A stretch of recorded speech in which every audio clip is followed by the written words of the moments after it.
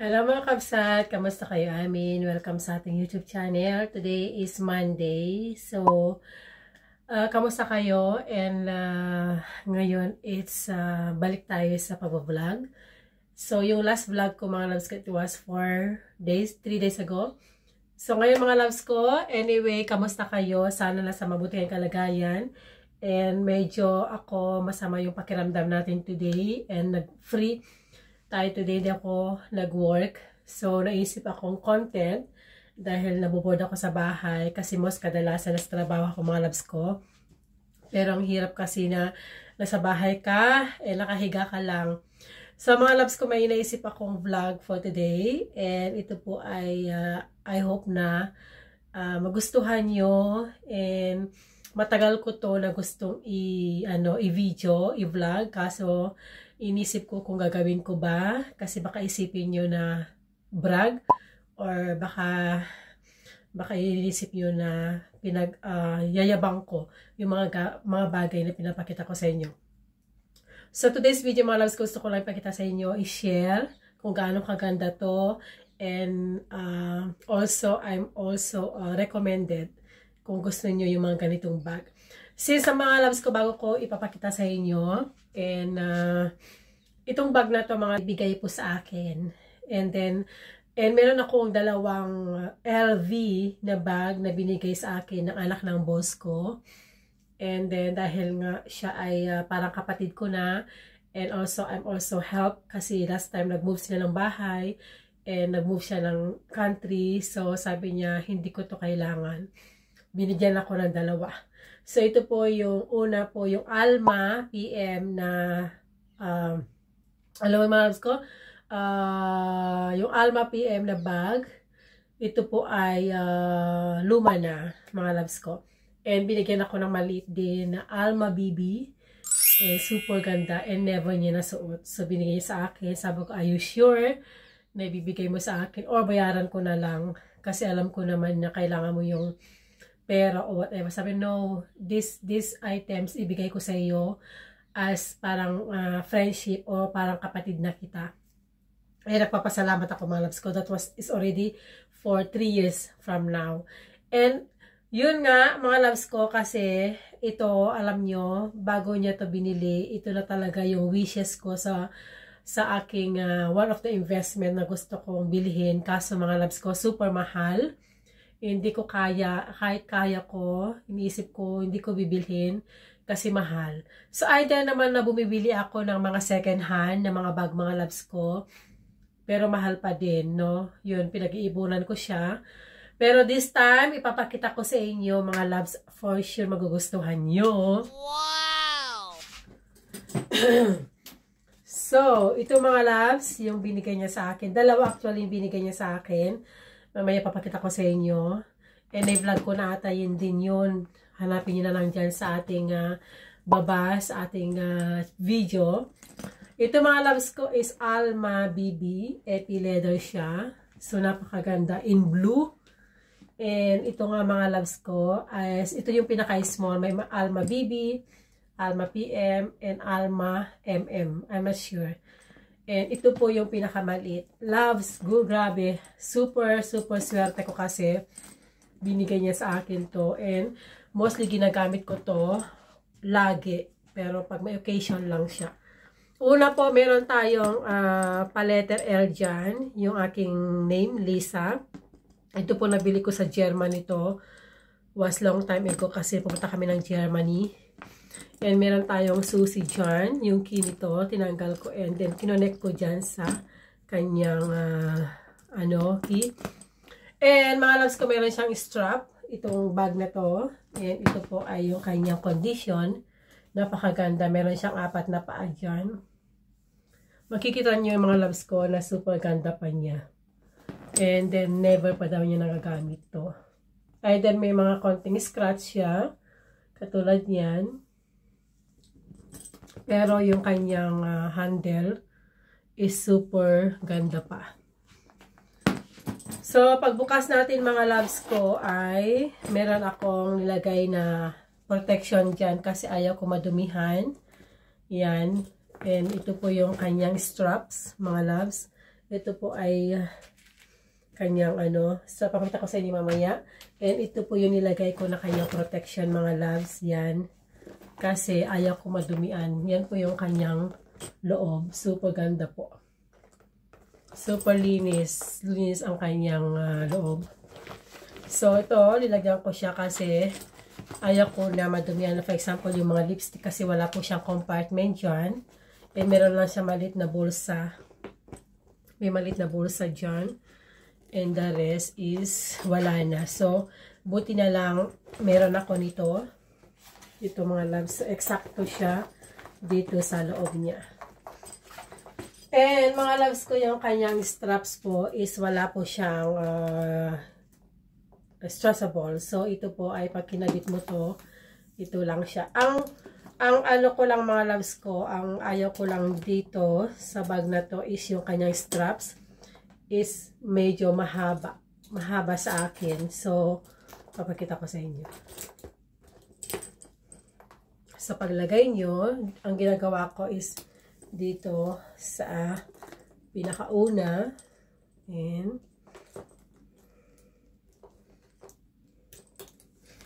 ito po ang kanyang straps. So, pag ginamit mo siya,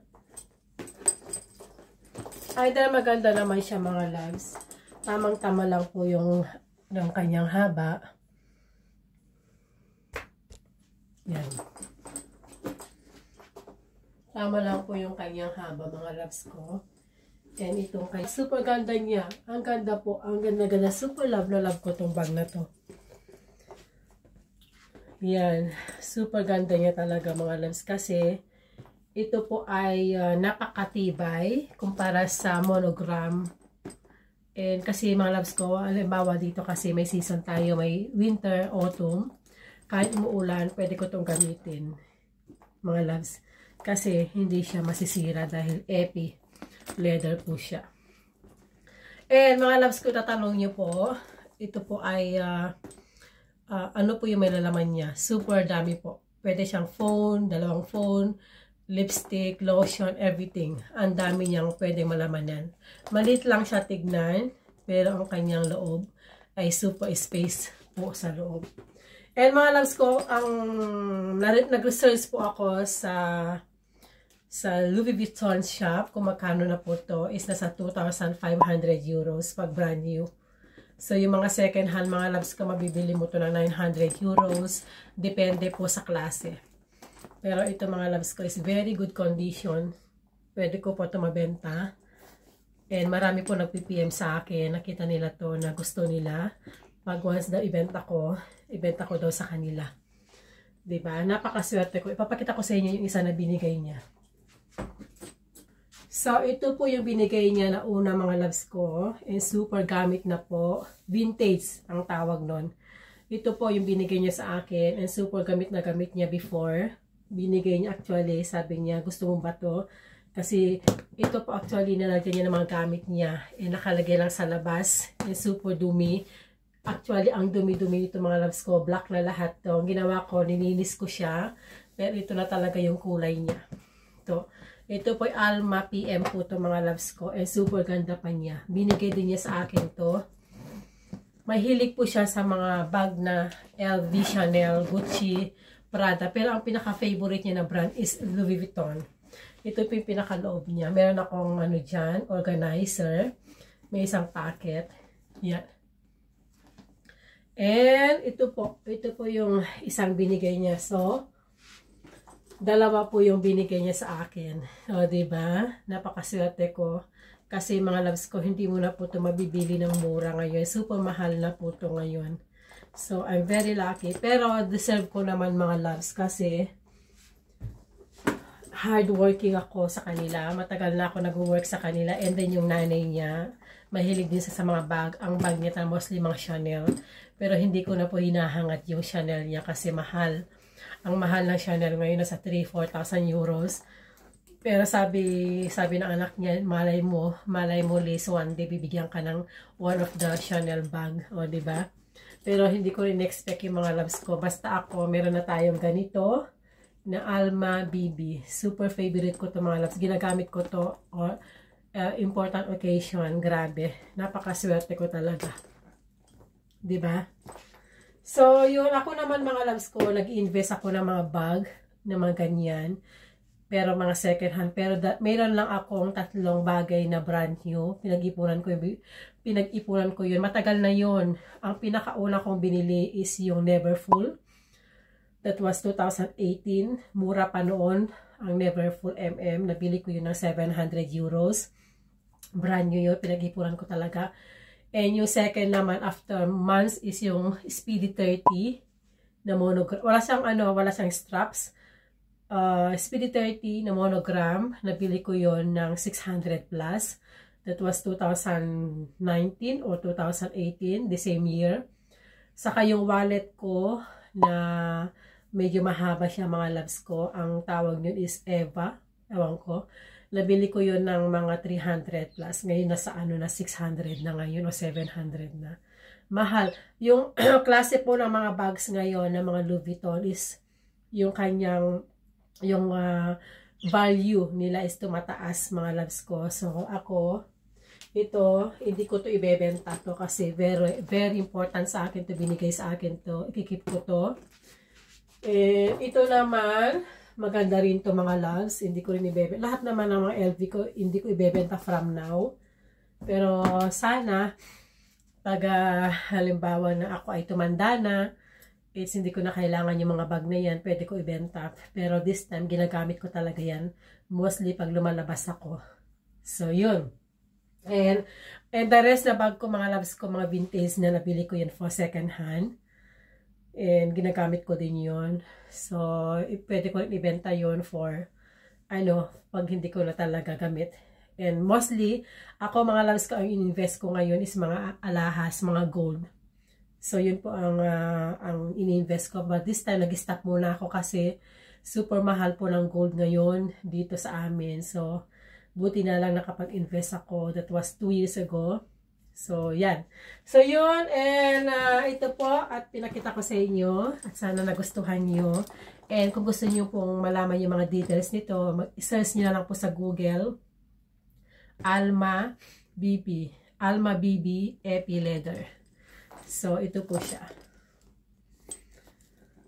So, ako naman kasi mga kapsat, hindi ko alam yung mga details about sa mga ganitong style. Basta ako, sinurse ko siya. And super ganda po. So, yun. Pinakita ko sa inyo mga loves dahil gusto ko na kung gusto niyo ng isang bagay na ganyang bag, ito po I recommended. Ito po ay super tibay. Napakatibay nito kumpara sa ibang bag. Kasi ito is pwede mo itong gamitin kahit umuulan. Yan. Ito kasi mga loves ko, pag umulan, kaya makikita niyo po yung mga watermark na yan. Yan, gamit na gamit niya siguro yan ito. Kaya umitim na. Yan, kaya kagaya nito. And then ito rin, hindi ko na rin ito matanggal. Yan, kaya itong problema pag ang leather is ganito. So, ito naman, pag umuulan siya, okay lang kasi epi leather siya. So, matigas din. Yan, wala po yung watermark. So, yung mga loves ko, at sana po na-enjoy nyo po yung aking video for today. And meron tayo na vlog.